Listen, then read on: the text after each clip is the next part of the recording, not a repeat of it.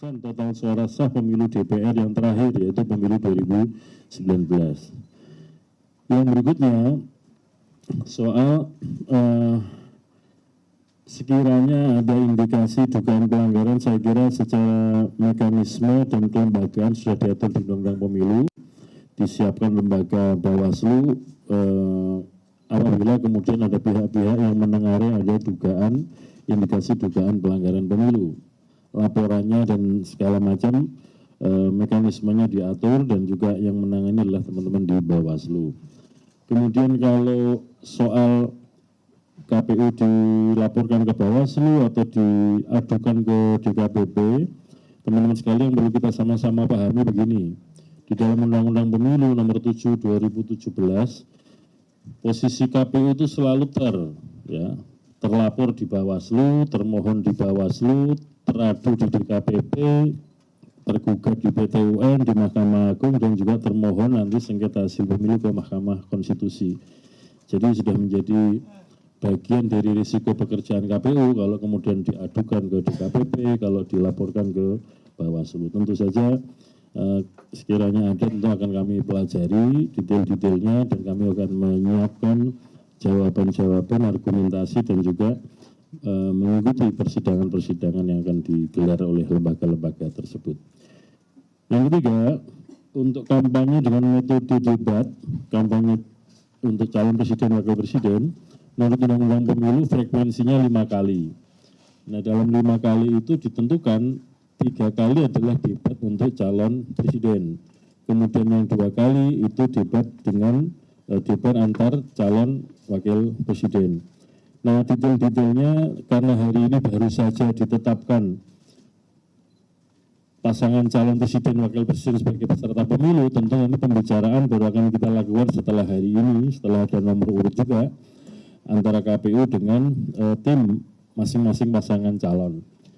Tentang misalkan kapan waktunya, dilaksanakan di mana, durasinya berapa lama, dan kemudian bagaimana metode penyiaran dan peliputannya, termasuk topik-topik apa saja yang menjadi bahan dalam perdebatan kampanye Capres-Cawapres di Undang-Undang Pemilu juga ruang lingkupnya sudah ditentukan. Nanti kami tentu akan mohon bantuan para pihak yang berkompeten di dalam bidang-bidang tersebut untuk menjadi tim panelis KPU untuk merumuskan topik-topik debat tersebut, dan nanti untuk menjadi moderator atau yang memimpin debat tentu akan kami bicarakan di internal KPU terlebih dahulu, dan kemudian nanti dengan tim masing-masing pasangan calon presiden wakil presiden.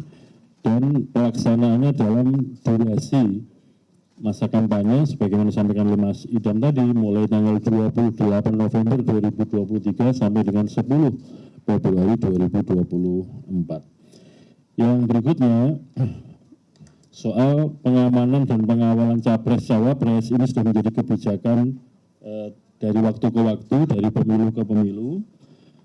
Pada intinya yang menyiapkan personil jumlahnya berapa, dasar penghitungannya bagaimana, tentu dari pihak kepolisian.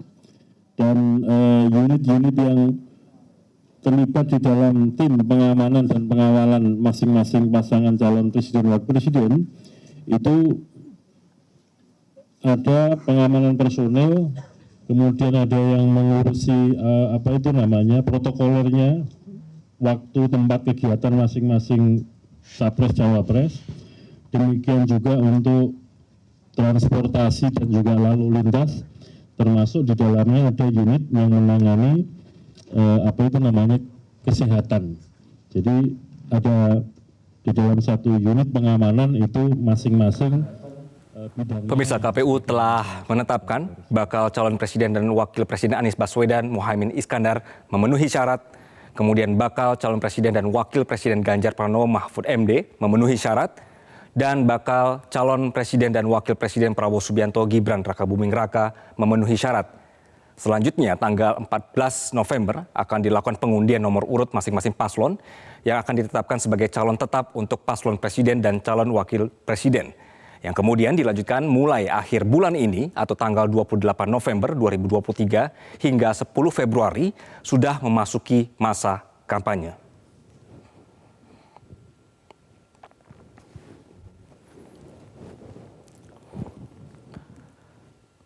Kami sudahi breaking news untuk saat ini. Saat lagi akan hadir Metro hari ini bersama Maria Lizia Hasni. Tetaplah bersama kami.